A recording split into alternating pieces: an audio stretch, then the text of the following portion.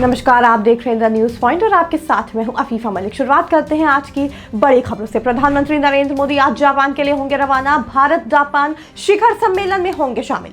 PM Modi आज शाम 15वें Bharat Japan वार्षिक शिखर सम्मेलन में भाग लेने के लिए जापान की यात्रा पर रवाना होंगे। ये प्रधानमंत्री मोदी की 8वीं जापान यात्रा है। विदेश मंत्रालय ने एक बयान में कहा कि इस यात्रा के दौरान दोनों प्रधानमंत्री भारत और जापान के बीच विशेष रणनीतिक और वैश्विक साझेदारी की समीक्षा करेंगे, जिसमें रक्षा, सुरक्षा, व्यापार, अर्थव्यवस्था और लोगों के बीच आदान प्रदान शामिल है।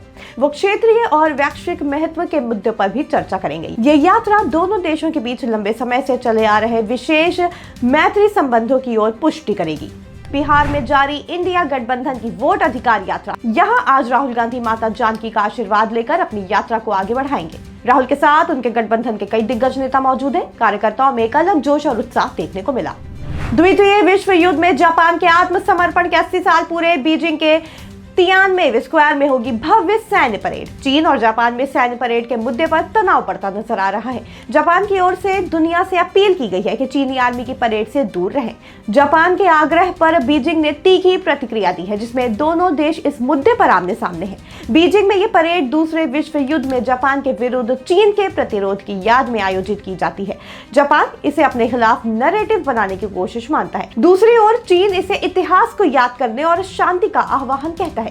चीन ने 3 सितंबर को होने वाली इस परेड में शामिल होने के लिए कई विश्व नेताओं को आमंत्रित भी किया है। दिल्ली में बाढ़ की चेतावनी। यमुना का जलस्तर खतरे के निशान से ऊपर। हाथनी कुंड से अधिक पानी छोड़े जाने से दिल्ली में बाढ़ का खतरा बढ़ गया है। दिल्ली में लोहा पुल के आसपास यमुना का जलस्तर बुधवार रात खतरे के निशान से 205.33 मीटर को पार कर गया। इस दौरान बाढ़ की आशंका भी जताई जा रही है। हरियाणा के हाथनी कुंड से पिछले 2 दिनों से प्रति घंटे 50,000 से 60,000 क्यूसेक पानी छोड़ा जा रहा है। इसका असर दिल्ली में देखने को मिल रहा है। हरियाणा से अधिक पानी आने के कारण वजीराबाद बैराज से पहले की तुलना में अधिक पानी छोड़ा जा रहा है। दिल्ली के न्यू अशोकनगर में एनकाउंटर स्पेशल सेल ने लॉरेंस गैंग के 2 बदमाश पकड़े। एक के पैर में लगी गोली। जानकारी के मुताबिक स्पेशल सेल को उनके न्यू अशोकनगर इलाके में इन बदमाशों के होने का इनपुट मिला था, जिसके बाद स्पेशल सेल की टीम ने जाल बिछाया और इन्हें पकड़ने की कोशिश की, लेकिन उन्हें पुलिस पार्टी पर फायर किया, जिसके जवाब में पुलिस ने एक बदमाश के पैर में गोली मारकर इन्हें काबू किया। जम्मू कश्मीर में एलओसी के पास गुरेज सेक्टर में घुसपैठ की कोशिश। सेना ने किया नाकाम 2 आतंकी ढेर। भारतीय सेना ने 2 आतंकियों को मार गिराया है। दोनों आतंकवादी भारतीय क्षेत्र में प्रवेश करने का प्रयास कर रहे थे। इससे पहले इसी महीने की शुरुआत में अकल क्षेत्र में 2 आतंकवादियों को मार गिराया गया था। छत्तीसगढ़ के बीजापुर में 30 नक्सलियों ने किया सरेंडर। आत्मसमर्पण करने वाले 30 नक्सलियों का पुनर्वास किया गया। छत्तीसगढ़ के उप मुख्यमंत्री विजय शर्मा ने कहा कि बीजापुर में 30 नक्सलियों का आत्मसमर्पण और पुनर्वास राज्य सरकार की पुनर्वास नीति, सुरक्षा बलों के प्रयासों और चल रहे विकास कार्यों का परिणाम है। उन्होंने नक्सलियों से मुख्य धारा में शामिल होने और अपना जीवन बेहतर बनाने का भी आग्रह किया।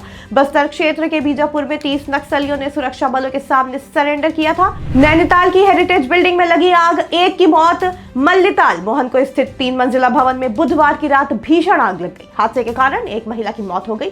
मृतक का शव बरामद कर लिया गया है। घटना की सूचना मिलते ही टीमें मौके पर पहुंची और आग पर काबू पा लिया गया। दमकल विभाग ने घटना के लगभग 1 घंटे के बाद ठीक से मोर्चा संभाला। पुलिस का कहना है कि आग लगने के कारणों का पता जांच के बाद चलेगा। आग पुराने समय की एक ऐतिहासिक इमारत में लगी, जिसे ओल्ड लंदन हाउस के नाम से जाना जाता था।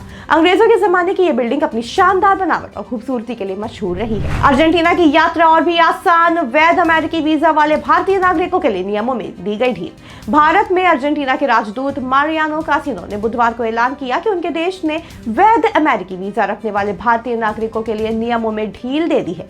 अमेरिका के पर्यटक वीजा वाले भारतीय नागरिक अब अर्जेंटीना के वीजा के लिए अलग से आवेदन के लिए बिना अर्जेंटीना में प्रवेश कर सकेंगे। ट्रंप, पूर्व पीएम ब्लेयर और जेरेड कुशनर ने गाजा युद्ध नीति पर समीक्षा बैठक की। विश्व स्तर पर गाजा के खिलाफ हो रहे युद्ध का हो रहा है विरोध। दुनिया भर में गाजा में चल रही कार्रवाई और मानवीय संकट के खिलाफ हो रही अंतर्राष्ट्रीय निंदा के मद्देनजर ये बैठक हुई। खबरों में फिलहाल इतना ही। आप जुड़े रहें द न्यूज पॉइंट के साथ।